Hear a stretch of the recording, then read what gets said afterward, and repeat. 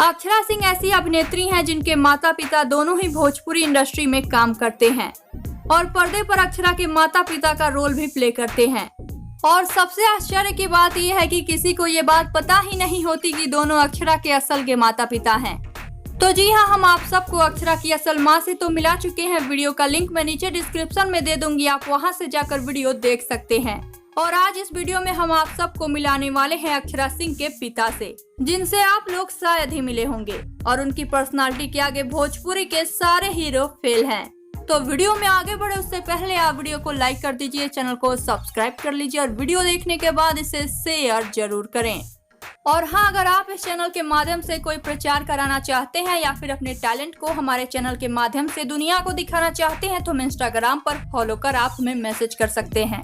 Link आप सभी को नीचे डिस्क्रिप्शन में मिल जाएगा। अक्षरा के माता पिता दोनों ही एक्टिंग लाइन में हैं, इसलिए अक्षरा ने भी एक्टिंग लाइन को ही अपने लिए चुना। तो चलिए अब बिना देर किए मिला देते हैं आप सबको अक्षरा के पिता से। तो ये है अक्षरा के पिता विपिन इंद्रजीत सिंह। इन्होंने भोजपुरी में कई फिल्मों में काम किया है और इन्होंने हिंदी टीवी शो में भी काम किया है।